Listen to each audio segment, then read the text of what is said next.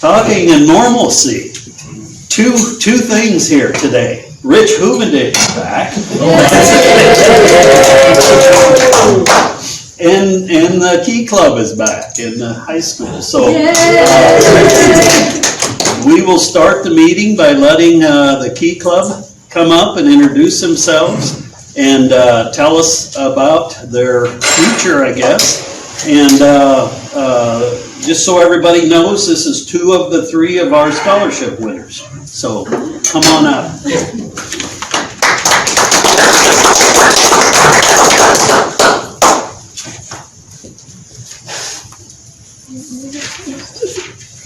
Hi, my name is McKenna Party. My parents are Kim and Scott Party.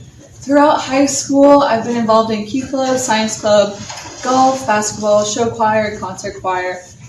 And my plans for after high school, I'm attending UNL in the fall, and my intended major is biological sciences, and I'm hoping with that I can become a physician's assistant. And I want to thank you guys very, very much for this opportunity, for this scholarship. It'll really help me out in the next steps in my life.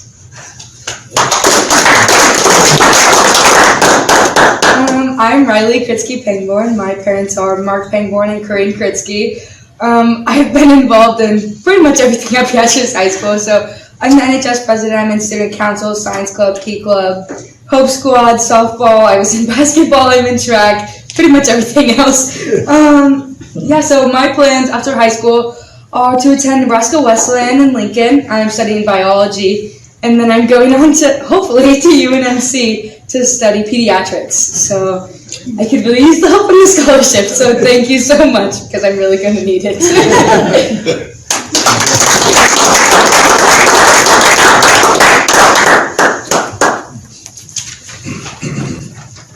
Wonderful, 2 medical people. Now, pediatrics might not help this old group,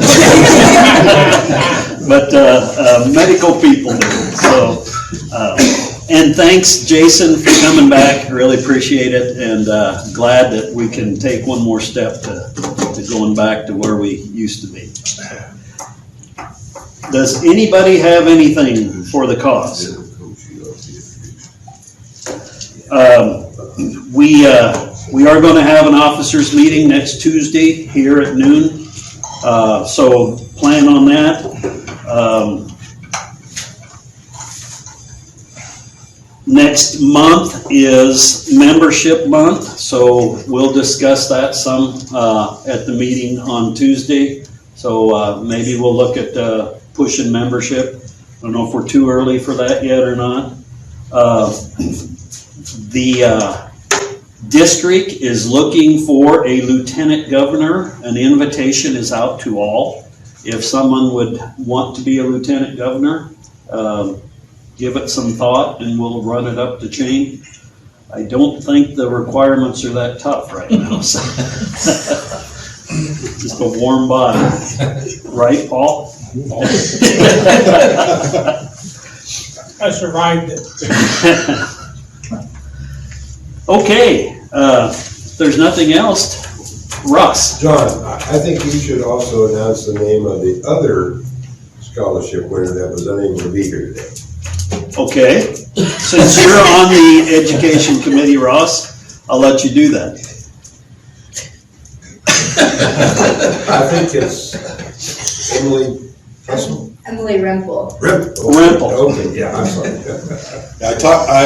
I'll interject. I talked to Emily. She very much appreciates the scholarship, guys and gals on this group. She had already signed up to go with our science club to the Henry Doorly Zoo today and paid some money to do that. So she's at the Henry Doorly Zoo with some of our teachers and some other students, and she regrets not being here today. But she does thank you very much. She's going into veterinary science. Mr. Tudor, would you introduce the gentleman next to you, please? Well, he's our speaker today.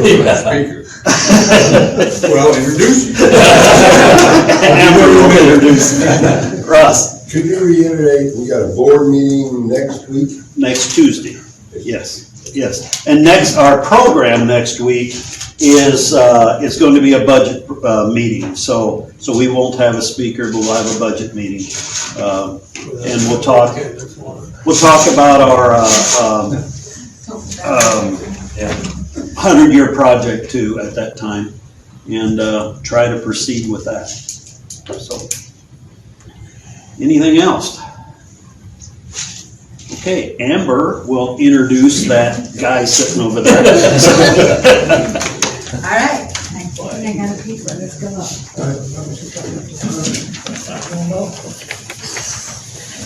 All right, our speaker today is Clark Ribble. He attended Grand Island Senior High School and graduated in 1997. Graduated from UNK with endorsements in physical education and elementary education. After college graduation, he received his first job opportunity in Palm Desert, California, where he taught first through 5th grade physical education. It was also in California that he got his first chance to coach basketball, and he was assistant boys coach in California for 3 years. After moving to Nebraska, he was offered his first head coaching job at Amherst Public Schools. 5 years later, he got the opportunity to become a head basketball coach at Heartland Community Schools in Henderson, Nebraska. And then 3 years ago, he took the challenge and accepted the job at Beatrice High School as the head basketball coach and physical education teacher at the high school. So, welcome, Clark Ribble.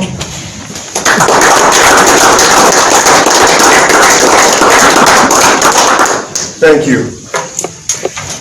I'm just going to talk to you guys about just my time in Beatrice. That's all. Because the others doesn't really matter. It doesn't really matter. Okay, so when I got here, there was a lot of things that I had to fix. In year number 1, we started 1 freshman, 2 sophomores, and 2 juniors. And we had, our 6th man was a senior. It was Griffin Bader.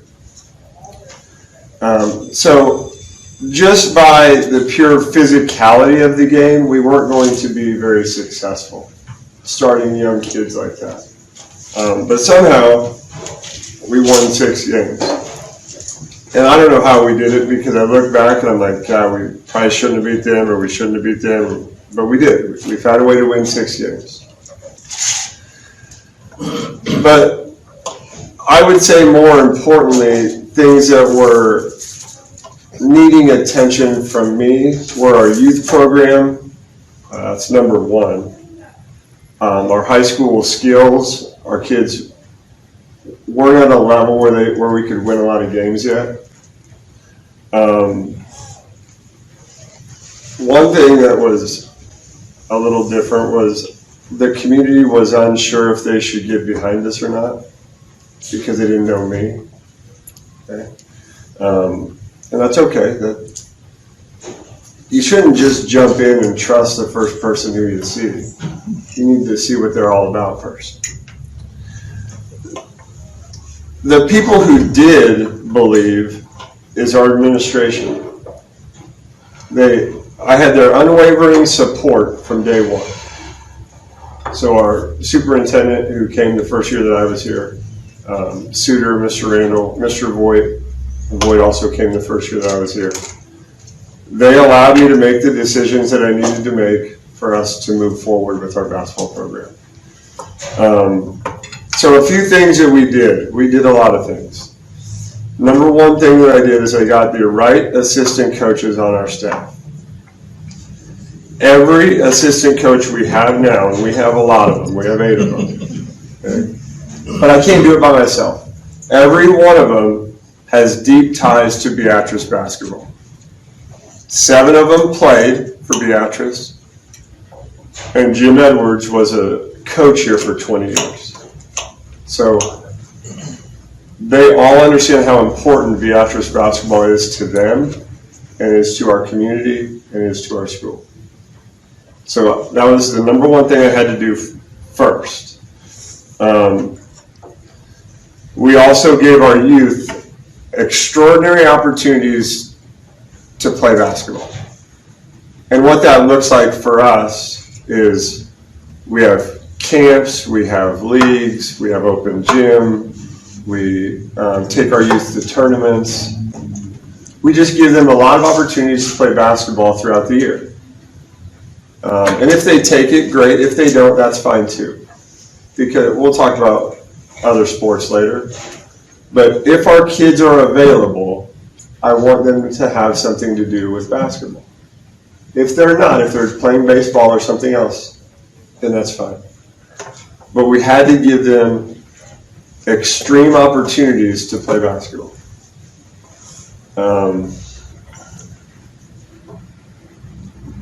The other really important thing that our high school coaches continue to do, but did a lot of in year number one, is we developed relationships. And I did it with our youth players. We had coaches that did it with parents. We did it with our local businesses. And we did it with community members who are invested in Beatrice basketball.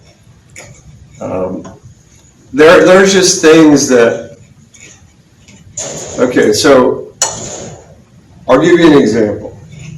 We'll fast forward 3 years. We just won the state tournament. But there were things that had to happen financially for us to do that. Like, you can't just go to Lincoln and win 3 games and you're state champs. I mean, it sounds easy, right? I mean, go win 3 games. But it takes a lot more than that to make it happen. So Johnny Sadoff hosted a meal here for our team, which he paid for. So we all got to sit here and have a meal together that wasn't paid for by us. Okay. We have a partnership with Ewell's downtown, and he gives us a great deal on shirts. Every time we go in there, it's like, now it's filled. And there's Dave, what kind of deal can you get us on shirts? We're going to order 100 of them. So we find a price that worked for him and worked for us, and he's not making a lot of money off shirts from us. But it's important that our kids have Beatrice shirts. So when we talk about relationships with local businesses, those are the things we're talking about. I get a hold of Stan Worth about once a year and ask him if he'll donate money for basketballs through Pinnacle Bank, and he normally does. Except last year during COVID, we just couldn't have our camp. So there's a lot of things that we couldn't do last year. But that was an important part for us, to build relationships with people who can help us. So after year number one, where we had to, my family, okay, we moved from Henderson, we had to sell our house, we had to buy our house.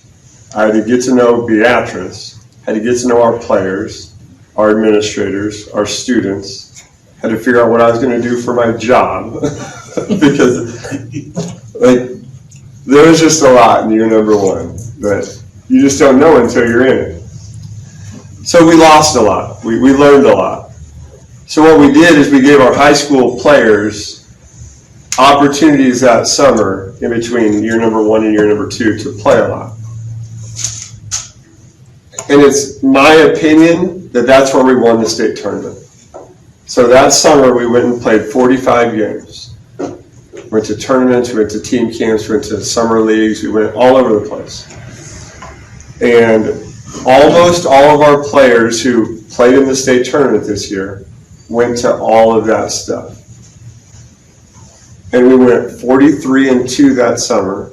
We played against select teams, we played against high school teams, we played against whoever we could play. And some of the teams were not very good, and some of the teams were really, really good.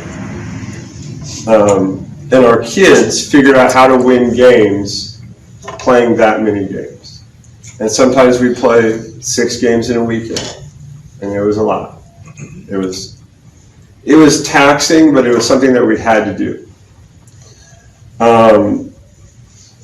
And it was during that summer that our players started to believe in what we were telling them to do. When you start to win a lot,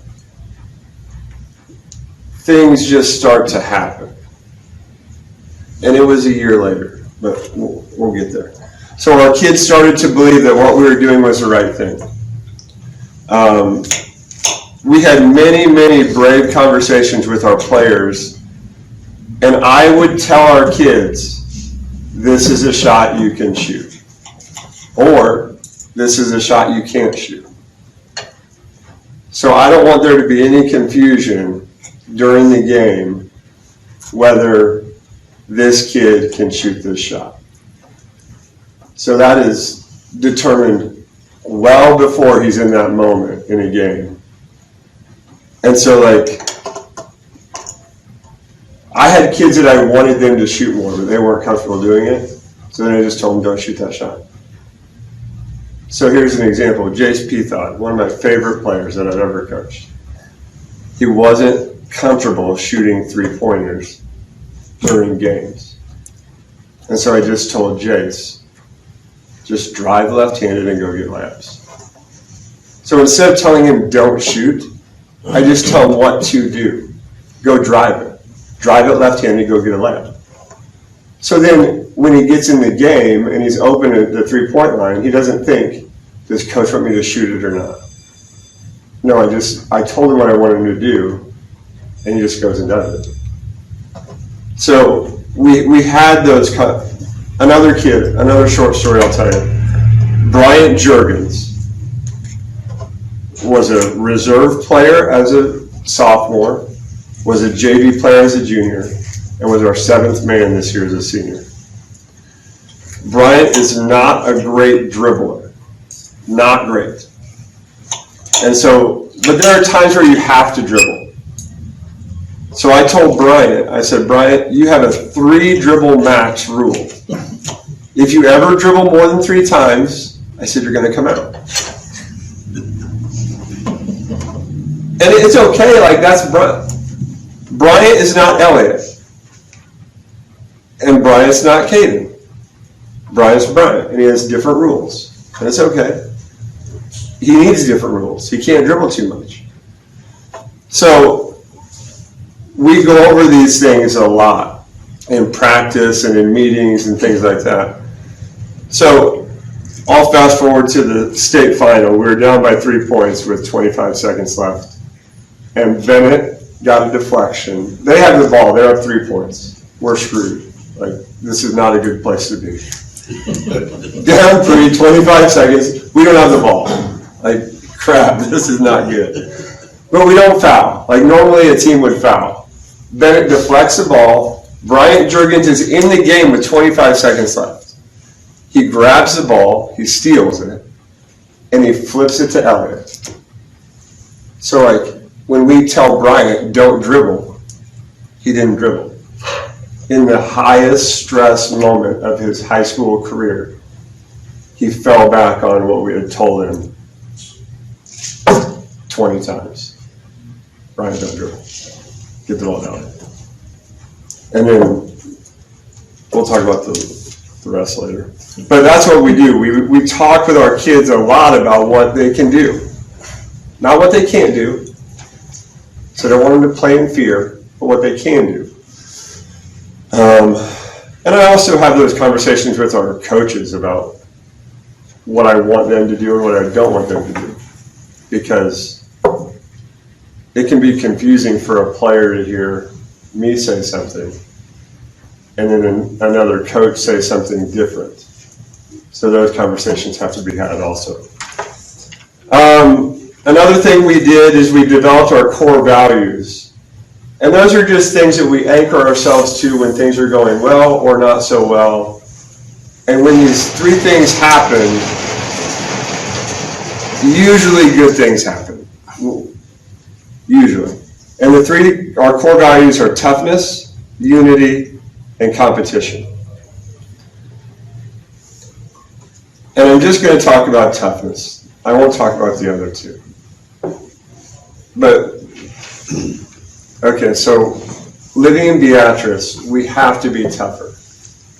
It's the only thing that separates us from the metro schools.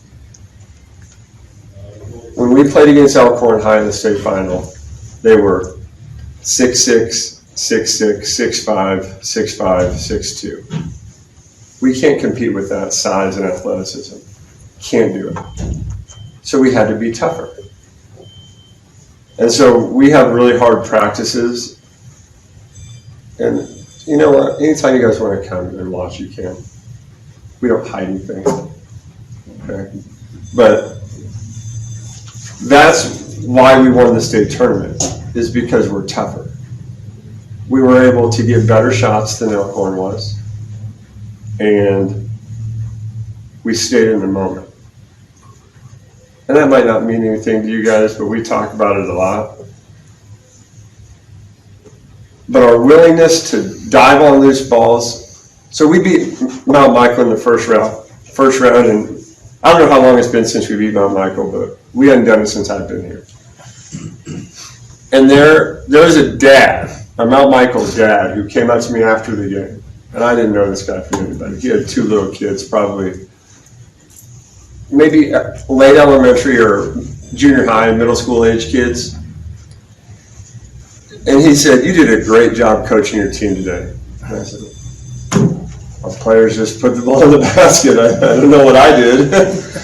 And he said, "There were 5 balls that were on the ground." He said, "Your guys got to 4 of those balls first. We just had guys diving on the loose balls." And that's something that we teach them. That separates us from Mount Michael. Okay, they weren't willing to do it, and we were. So we got 4 extra possessions instead of them getting the ball. So when we talk about toughness, that's what we talk about, and that's what we practice and practice, so that we can separate ourselves from the metro schools. We also highly encourage all of our players to play multiple sports in high school. In year number 2, we had 1 kid that was only a single sport athlete, and I don't think we have any right now. We might have 1. I don't know if this kid is a multiple sporter. But we have about 30 kids on our team, and almost all of them play multiple sports. We think it's important because it makes them better basketball players. They find other ways to compete, but it also helps the other sports teams in our district find success. So that's important to us, as important to me as the head of our program. Okay, so after year 2, so at the end of year 2, we played Roncalli for a chance to go to the state tournament. And it was at Roncalli, and they were really, really good. And we were down 3 at halftime, and they came out and just were on fire from 3 in the second half, and they killed us. Beat us by like 20 points. But the thing about districts, when you make it that far, is if you lose that game, you're done. But they give you this like charity plaque. It's this silver thing that nobody wants. Nobody wants this plaque. And so I think that game was on February 27th. And so like 3 weeks later, we went home for COVID and we didn't go back to school. Well, I never turned this plaque into the school. I kept it at my house for over a year. And I had it in my living room every day. And I just reminded myself, we're not going back here. We're not doing this damn runner-up thing. This is garbage. But I kept it in my house. And Neil never asked me where this thing was. And so I use that as motivation for myself. Like the players had no idea this thing was at my house. But then after we qualified for the state tournament and we beat Aurora this year, I grabbed that silly silver plaque and I brought it into Neil and I said, "Neil, you can have this one now. I'm done with it." I said, "Thanks, Clark. Where's the gold one?" I said, "It's here. You can have that one too." But I think you have to find ways to motivate yourself. I do at least. And that's one way that I do it is I find past failures where we didn't do so well. And I just hold on to it, and I find ways to get better. So that district runner-up plaque is, I can't wait till I see where it's at, and when we get it put up, and I'll laugh every time I see it, get a little chuckle. So then after that, the COVID summer of the 2020, it wasn't all bad. It was frustrating for me as a coach because I wasn't in a gym for like 3 months, and I've never gone that long being out of the gym. But what it did, I think, is it leveled the playing field. It gave everybody the same opportunity. So we couldn't be in our gym, and neither could Elkhorn, and neither could Mount Michael or Waverly or Wahoo or anybody. So nobody was getting ahead of anybody else, legally. And we followed the rules, so we didn't get ahead of anybody else. But a lot of our normal summer activities had to be canceled. We did open up in July a little bit, and we were able to have some open gyms with our high school kids and maybe a camp or two, but it wasn't the same. It just wasn't the same. So now I'm going to fast forward to this season, the 2020-2021 season. There were a lot of protocols, as you guys, I'm sure, have witnessed, that we had to follow, and we followed them to give our players a chance to play. They were required. That's why we did it. But as a boys basketball program, we went above and beyond, I feel like, because we had 5 seniors who were done after this year. So I wanted to make sure that they had a chance to play as much as we could. So we wore masks. We had temperature checks every day. We had difficult conversations about staying away from people, and that was hard. My wife's family, their big holiday is Thanksgiving, and we stayed home. I have 2 sons, and so my wife, myself, and my 2 sons, we just had a 4-person Thanksgiving. But I told my wife, I said, it's not worth it for us to go to Hastings and possibly get sick ourselves and then infect our team. Like we've made it this far, let's just keep going. So it was difficult, but we sacrificed so that we could have a chance to play.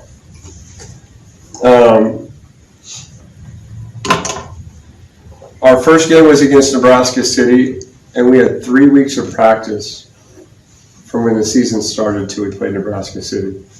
And I spent more time thinking about COVID and how to keep our players and families and everyone safe in our school than I did thinking about the actual coaching of our team. I just wanted to have a season. So that occupied a lot of my brain space. Then when we got to practice, I kind of moved past that a little bit. It was never far from my mind because you just never know. You never know what the leadership in your county is going to say. Lancaster County didn't start for 3 weeks. So they didn't get a head start. And so it's kind of like we were always on eggshells. You just never knew what was going to happen next. When finally Nebraska City came, we could finally kind of exhale, and we had made it to game number 1. And God, I about punched Neil Randall. Oh God. All right, so our game was at Nebraska City. So we're on the bus. We're getting ready to leave school. And Neil calls me and he's like, Clark, I gotta come talk to you. Oh God.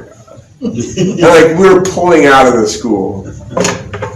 And Neil's got a very interesting sense of humor. Like, I think we're finally crossing the chasm, like we're going. He gets on the bus and he's like, Nebraska City's got an outbreak of COVID. We're not going to be able to play. I'm like, Neil, you're going to tell him. I said, I'm not. We've done everything we can. I'm not telling him. He's like, Clark, I'm just kidding. Have a good time. Oh, my God. Oh, Neil. Oh, my God. I didn't want to punch him, but I was really frustrated. I'm like, God, we've tried so hard to do things the right way. But we were able to play, and we were able to beat Nebraska City. We made that call from my office, Mr. Ribble. Conspiracy. Oh my gosh, that was a mean joke. Excuse me, mean joke. So we thought things were going well. We won our first 3 games pretty handily. And then right before Christmas, we played Scott, and we did not play very well at all. We got beat 54-77. And we had to have a long coaches meeting about what was important to us. And if you're going to give up 77 points, you're not going to win hardly any games. So we had to refocus our attention to defense. So after Christmas, we came back and we played Elkhorn, and we held them to 40 points. And we played Kearney Catholic. And they're a C1 school, but they were pretty good. And they were averaging, I think, 65 points per game up until that point. We held them to 33. So things were going better. Like we had righted some of the wrongs that we had made. The season wasn't perfect.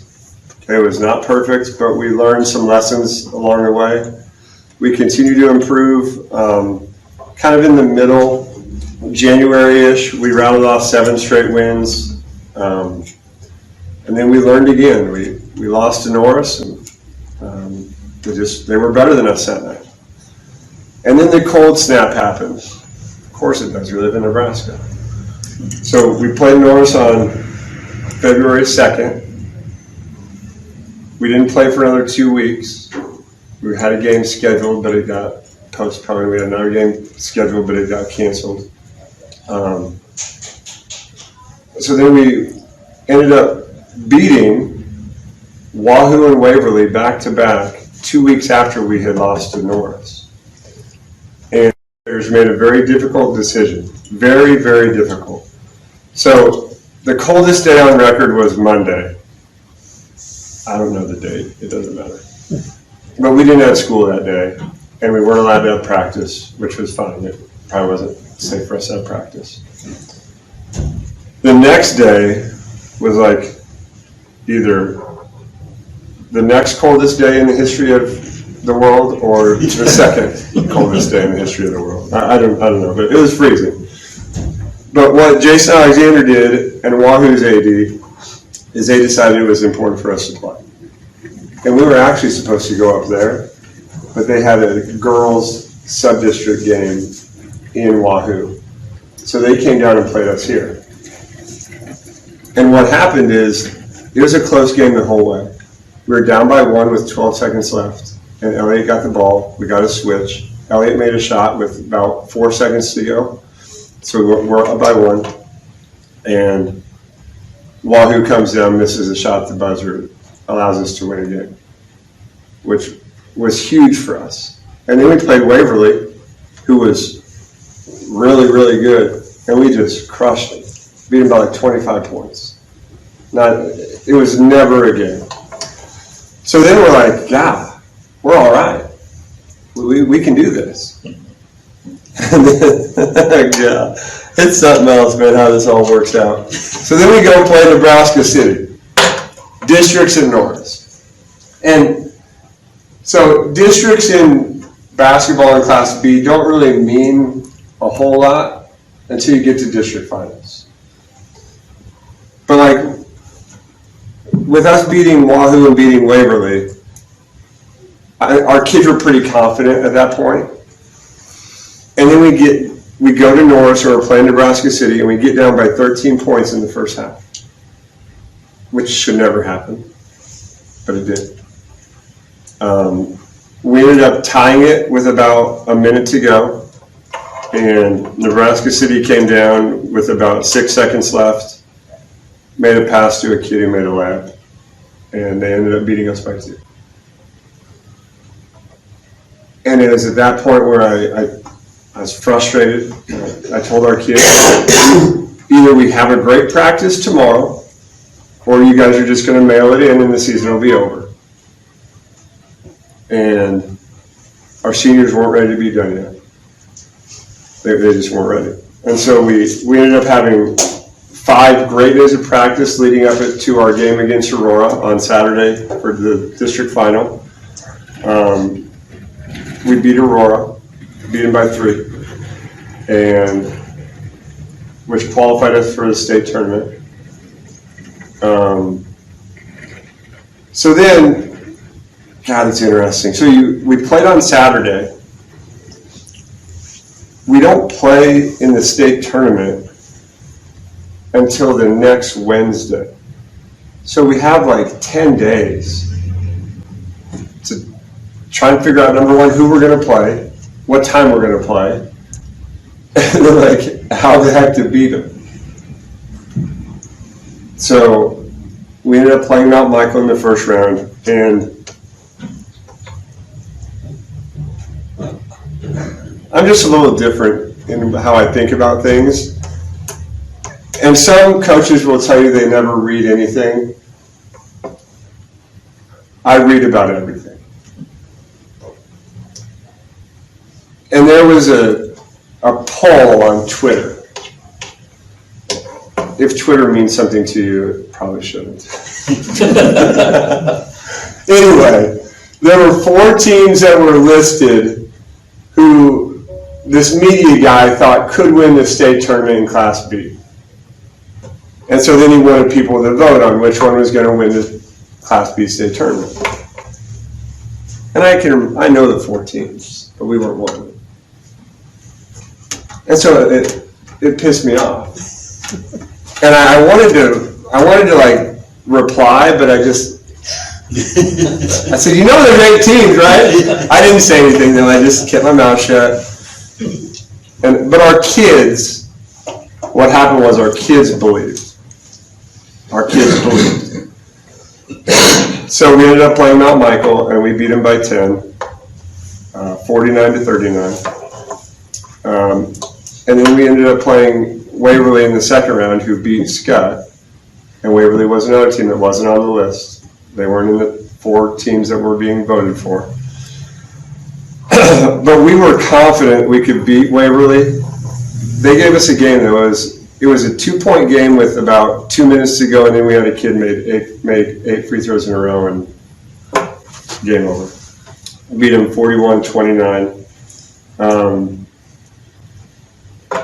So in between the semifinals on Friday and the finals on Saturday, we had, I don't know, probably 16 hours total where we had to get home, sleep, prepare for Elkhorn, drive to Pinnacle Bank Arena, well, have practice, drive to Pinnacle Bank Arena, and then go play.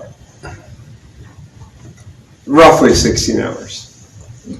One of our coaches, this just speaks to the sacrifice that we give so that we can be successful. So we try and emulate what the other team's going to do. So we have coaches who are on, who scout Norris, or who scout Elkhorn, or who scout whoever we're going to play. Well, one of our coaches is really good at this part of his job. His name is Zach Decker. And I told Decker, I said, Deck, you figure out Elkhorn. I said, you tell us when we need to be at practice, and we'll be there. Well, Zach woke up at 3 a.m, the day of the state final, and watched film until 8 o'clock. And we had practice from 8:15 to 9:45. And so we're having practice, and Zach's teaching our JV kids what he wants them to do to emulate Elkhorn, to kind of figure out how we're going to defend it. And I'm kind of losing it because I'm ready to move on, and Zach's still teaching what he saw on film when he woke up at 3 a.m. And I go over to Nick Simmons, another one of our assistants. I'm like, Nick, we got to go. Like, we got to move on. We're limited in our amount of time. And Nick's like, it'll be fine. Just give him a few more minutes. Well, the last play that Zach Decker put in that he saw in film was a play that Elkhorn ran that day in the state final. And since we went over it, Tucker Timmerman was able to jump out and block this kid's 3-point shot because we went over it. And we went over it like twice. But that is the level of commitment that our assistant coaches have to helping me so that we can do neat things. So sometimes the journey is more important than the destination. This year the destination was pretty sweet. We brought home Beatrice's 8th state boys basketball championship this year.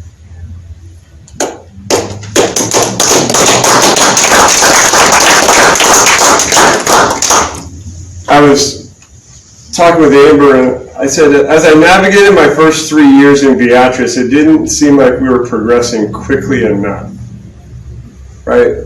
When you're in it, it doesn't ever seem like it's going fast enough. But now that I look back where we've come, it seems like it's been kind of the natural progression of our program. Not that it was fast. Maybe it was fast, I don't know. But it just seems like the kids who we had play were the kids that needed to play. You know, our program is for everybody. Okay? We don't turn kids away.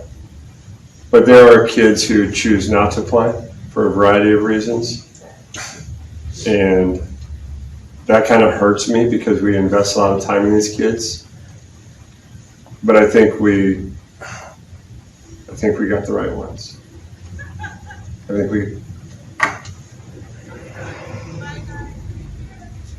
Jason and I talk about kids all the time that he's like, would this kid have helped? Or I ask him, like, God, I sure wish this kid would have stuck it out. He's like, maybe it's better he didn't. So Beatrice basketball is for everybody, the boys program. I want every kid to have the chance to play basketball as much as they want. But kind of a little backstory on why we were the way we were is the year before I got here, we had 10 seniors on the team. And that's a lot. Elkhorn had 11 this year. It's like Class A. Like Class A has that. I would love to have 20 or 25 3rd through 8th graders playing basketball.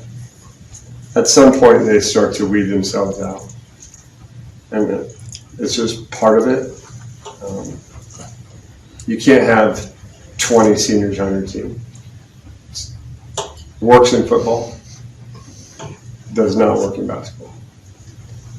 So, one more short story, and then I'll field any questions you guys have about what we're doing or whatever you want to ask. This is when you know, and I just shared this story with Jason Suter this afternoon as we were eating lunch here. So we won the state basketball tournament on Saturday. Sunday was kind of a rest day. I had been in the gym in school every day for 5 weeks. Every day. Didn't take a day where I just stayed at home.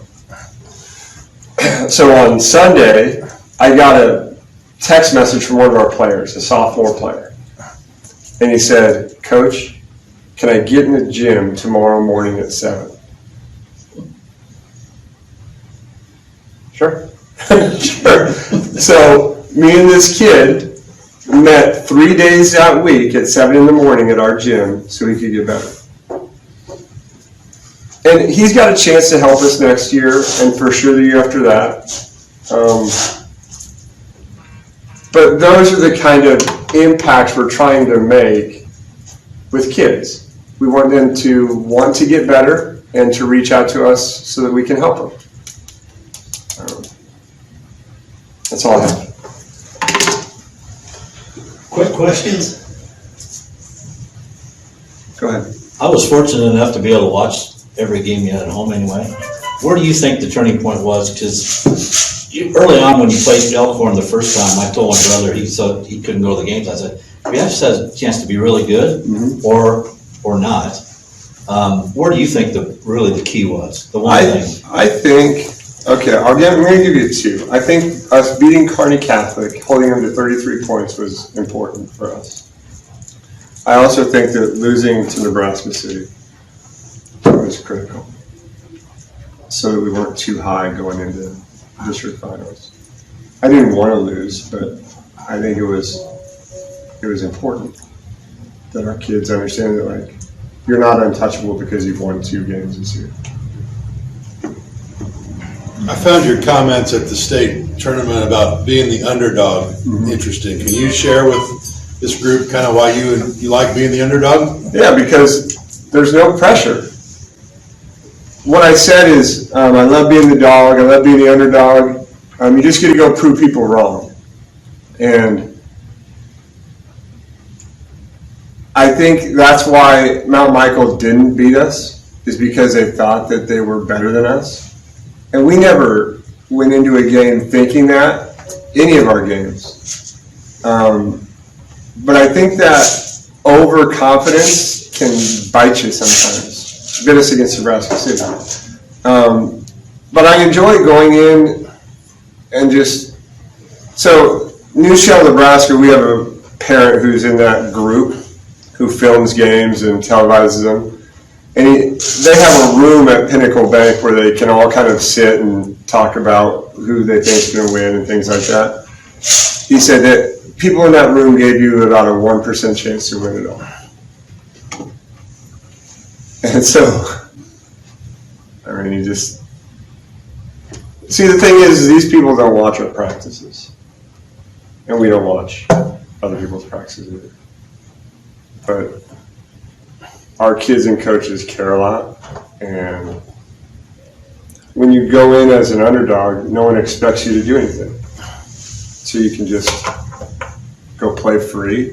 You don't have to worry about missing a shot or 2 or 3 we missed 12 free throws in the state final. We were 12 for 24. We still won it.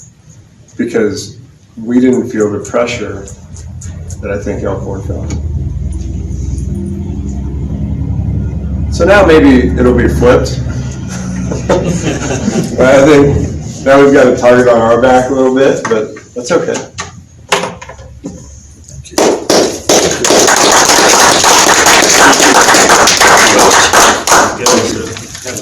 Thanks. Well, I'm sure all of us but 2 people here could sit and listen for quite a while longer, but we got 2 students that are afraid of missing them. That's right. You guys are worried? Yeah. Thank you, Coach. That was it was a motivational talk, more than just blowing your horn. So I really enjoyed that. So, anything else for the cause? Next week's budget meeting. Week after that is Hoovendick and Homestead National Monument. Yeah. So, okay. Meeting is adjourned.